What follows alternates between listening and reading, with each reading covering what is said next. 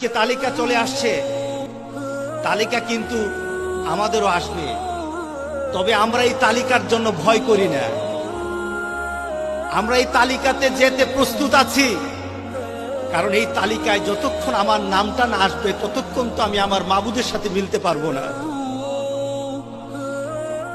যতক্ষণ এই তালিকাতে আমার নামটা না চলে আসবে ততক্ষণ পর্যন্ত আমার নবীর সাথে আমার সম্পর্ক হবে না।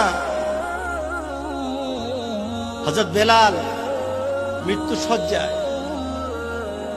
হযরত বেলাল মৃত্যু শয্যায়, উনার স্ত্রী কাঁদতে কাঁদতে বলতেছেন, ইয়া হুজনা, আরে কি চিন্তা, কি আমার উপর পেরেশানি চেপে বসছে, আমার উপর কি চিন্তা চেপে বসতেছে, আমার স্বামী মরে যায়, আমার স্বামী দুনিয়া থেকে চলে যায়, আমি কি পেরেশানির মধ্যে পড়ে যাচ্ছি। উনি কাঁদতেছিলেন আর বলতেছেন, ইয়া হুজনা, আহারে পেরেশানি পেরেশানি।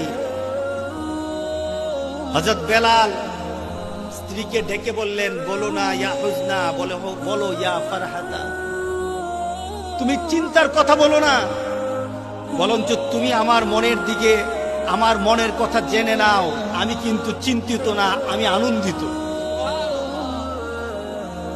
আমি আমার মৃত্যু নিয়ে আনন্দিত, কারণ এই মৃত্যুর পরবর্তী একটা সময় চলে আসবে, আমি মিলিত হয়ে যাবে আমার রাসূলের সাথে,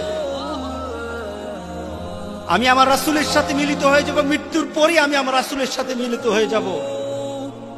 মৃত্যুর পরে আমি মিলিত হয়ে যাব আমার সাথী যারা ছিল আবু বকর ওমরের সাথে আমার মিলিত, আমি মিলে যাব। মুমিন কখনো মৃত্যু নিয়ে ভয় পায় না, বরং মুমিন ভয় পায় আল্লাহকে ভুলে থাকা, রাসূলকে ভুলে থাকা মুমিনের সবচাইতে বড় ভয়। কথা ঠিক আছে কিনা বলেন?